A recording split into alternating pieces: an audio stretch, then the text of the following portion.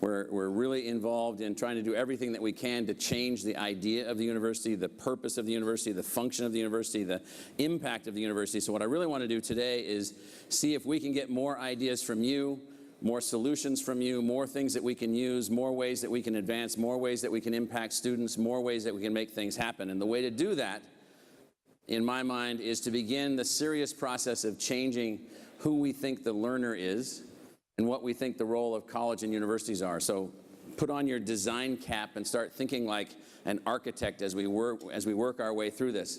Just the concept of design, nothing new about it, to create, to fashion, to execute, to construct, to devise.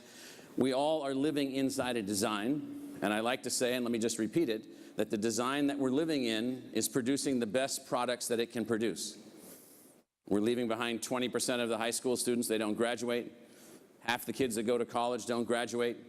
Only 8% of the students from the bottom quarter of family incomes in the United States have any chance. If you're born into that family income status, you have an 8% chance of getting a college degree. In 1970, it was 7%. Not much progress. The design produced that. The design. It's a function of that's what the design can produce. Universities are built like this. Trains on hard tracks. Slow, cautious, incremental, highly impactful, but just keep in your mind. Now, there's other kinds of ways to design things. This is a jet engine.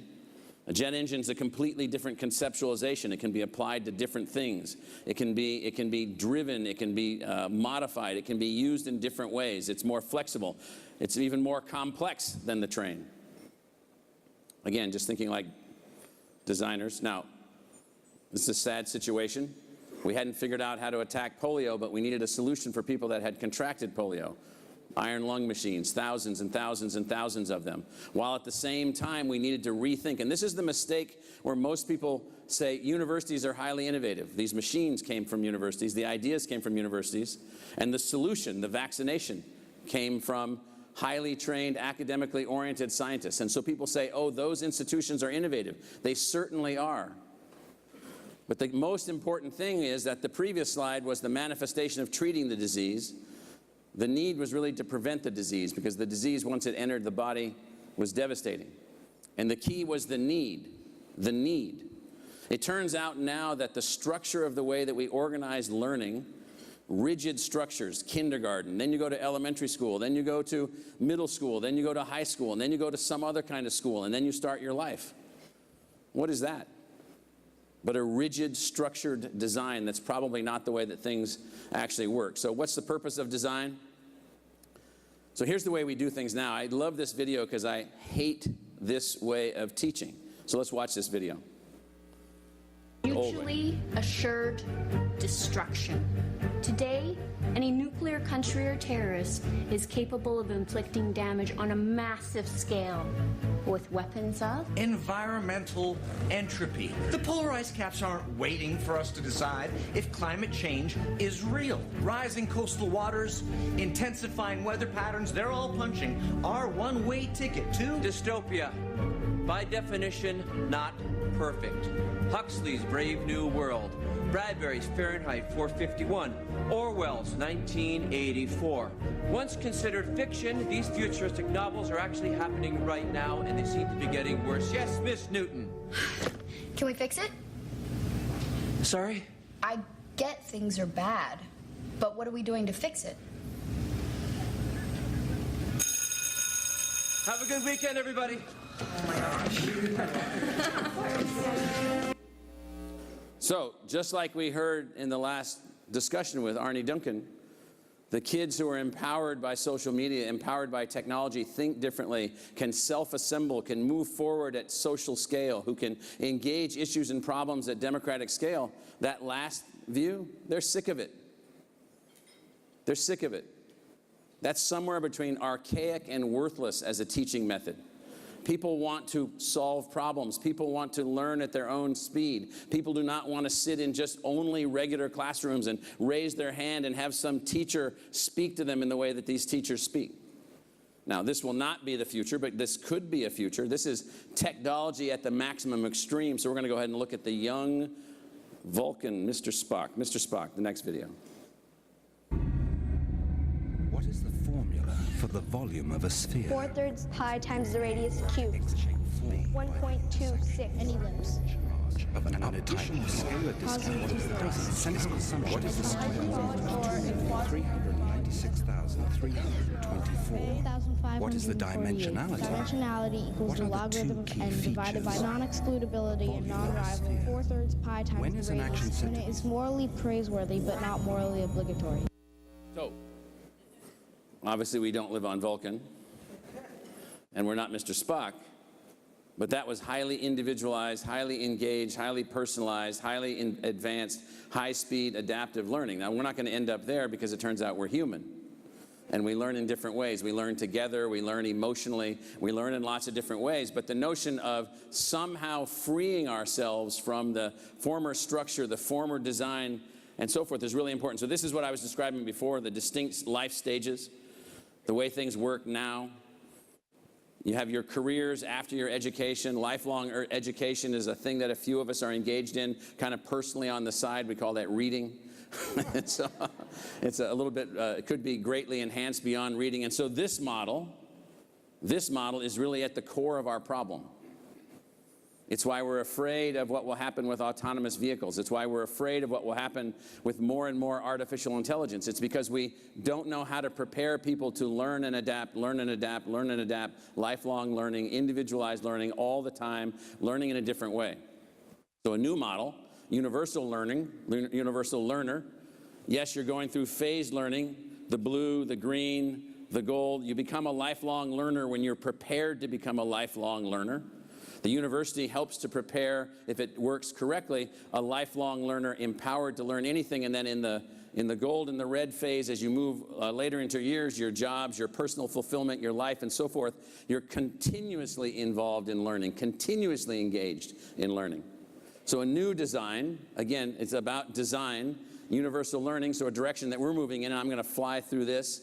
We're trying to build a model where the university can be a home to learners that come to learn with us at a particular point in their life, and then also a place that can be accessible to learners anywhere, anytime, at any place, drawing from the combined energy of the learners, the faculty, the students, the staff, the library, the support mechanisms, everything of the university itself. And imagine universities working in this modality. Now, I've showed a version of this slide in the past. These are the innovations that we need.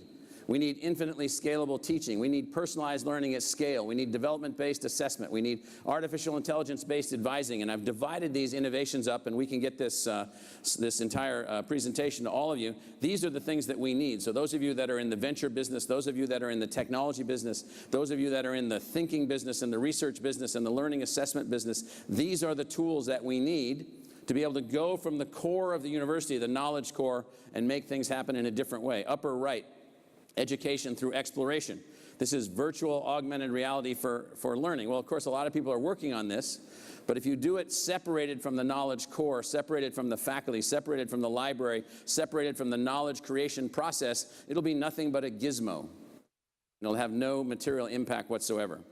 So, quickly, we need to design the phone, not the transistor. We need to design the system. Right now, we're designing incremental instruments. We're devising and designing incremental tools.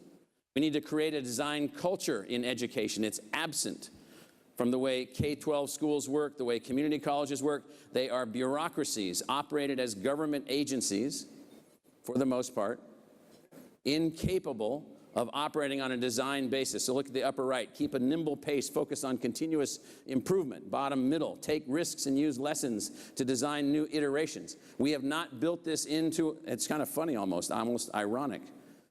Our learning institutions are not learning institutions. Our institutions charged with creating innovators and entrepreneurs are neither innovative or entrepreneurial. And so we've been doing these kinds of things at ASU, starting new programs, new units, new activities, new structures, new ways of doing things. We're working with Salesforce, the largest higher ed user, but we're looking at unifying and linking the student experience and moving into artificial intelligence systems. We've built an action lab with private sector partners and others that's now looking at this one root problem that we have. The biggest resistance to technological integration in K-12 and the rest of the educational hierarchy are the teachers themselves. The teachers themselves are the resistors. And so it's because they don't know whether or not these technologies work. They don't know the efficacy of these technologies. We built a master's in global security, 6 months to design it. It's deployed. It has students from all over the world. Education for humanity. We're working around the world taking the technology platforms that we have. Now we realize that we have learning assets, learning tools, learning modalities, learning mechanisms, learning stimulation mechanisms, and we can work at all scales, including with the millions of people who are without schools, in refugee situations, and displaced from their homes, and their families are disrupted. So we couldn't do that before. We can do that now. Expansion of our open scale offerings, offering learning opportunities to the lifelong learner across all things. Now again, you might say, well, what happened to the university along the way? You must have blown that up. We didn't blow it up. It's the source. It's the nuclear reactor producing these ideas. The students coming to the university are now working with the team to produce the learning environment. 15,000 of our students are employed. 30,000 of our students are engaged in the research enterprise itself. This enterprise then is able to offer across open scale platforms with technologies from some of you all, learning opportunities across the lifespan of humans. What is the value of digital education? Does it actually have impact? Does it have learning outcome impact? The answer is yes. Does it expand and enhance learning outcomes for many people? Yes, particularly older people. Does it have economic return? Can you lower the cost per unit of learning instruction in a way where there's no longer a financial barrier? The answer is yes, yes, yes. And so the Boston Consulting Group worked with us, and we've advanced this notion of the value of digital education, and we can share all of that with you. We've built alliances with other universities. So we're now offering a nuclear engineering degree at ASU, but the faculty is in Sydney, Australia, augmenting our chemical engineering faculty so that we don't have to waste money to build something that already exists somewhere else. Ask yourself why colleges and universities only have leagues for athletics. Stupid. We need to have more than leagues for athletics. We need leagues for engineering and leagues for humanities and leagues for the Thai language and leagues for French and this and this and this and this, all about the design. Every college and every university sits out there and says, I'm smart enough, I'm capable enough, I'm going to solve all these things myself. We built a University Innovation Alliance, 11 schools coming together saying, can we innovate together?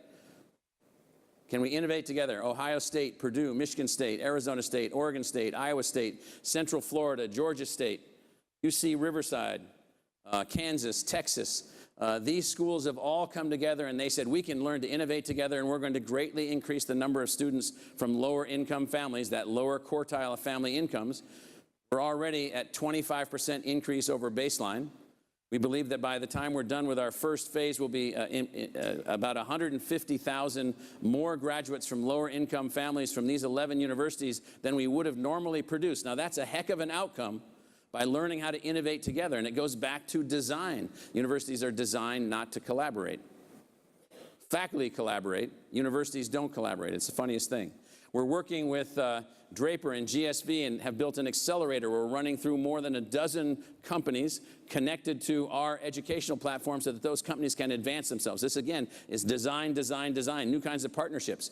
If we had 50 universities doing this or 100 universities doing this, we'd be advancing hundreds, if not thousands, of new technologies into the field after use demonstration. Now, I'm kind of a weirdo, and so I like science fiction. There was a book written by Neil Stephenson in 1996 called The Diamond Age. Anybody read that book? It's a fantastic book. It's a fantastic book. And then in the book is a thing called the Young Lady's Primer, or Primer, depending on how you pronounce it. And it's a machine, a device. If you touch the device, it knows who you are, it becomes psychologically connected to you, and it becomes from toddler forward, from infant forward, becomes your teaching tool that enhances your learning. And in Neil Stephenson's Diamond Age scenario, only rich kids have access to it. We are on the path to that. We are on that path. So sometime after the book came out in 2011, a guy put together this kind of roadmap here. It's not so much the details, but he said, if you wanted to build the Young Lady's Illustrated Primer, wanted to build it, here were all the component parts.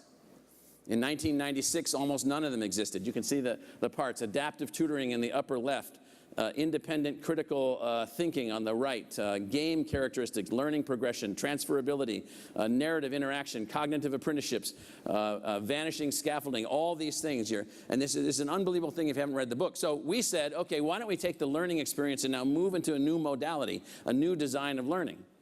Maybe we can find a group of kids today in 2018, organize them into a skunkworks, make it a part of their learning experience, and build this thing. So let's watch the next video. The Axio platform is, I think, a platform meant for the individual and their personalized growth and their learning. This platform is somewhere someone goes to advance themselves, and that, through that, it's facilitated by this AI companion. It has the ability just to talk to you.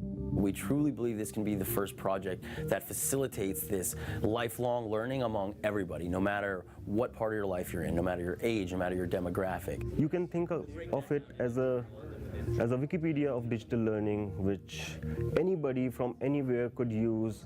They could contribute, curate, and advance the repository of data, of the knowledge base that we have. Whenever I'm doing anything with Axio, with the visuals, if it looks cool, if it doesn't look cool, I always have to stop and say, is this on purpose for us? Is this driving the point that Axio is a friendly AI companion and that it's here to drive value into your life?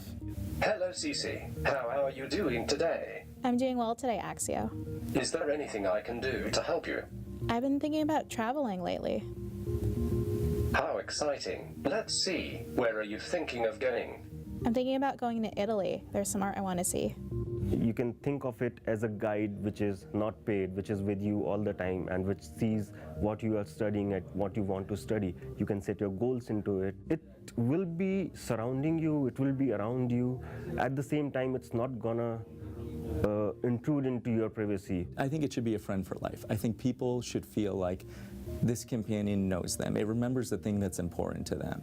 It remembers good memories, and it can identify when you're trying to express an emotion. Best friend always has your back. He or she always is looking out for your best interests, and that's kind of what Axio says. It's always looking out for your best interests, no matter what age you are. It doesn't see color, race, wealth. It does not matter. Its only task is what's best for you. I think this is such a great tool to help discover themselves and discover things they might not realize, that something that AI and newer technologies can really tap into and help them along.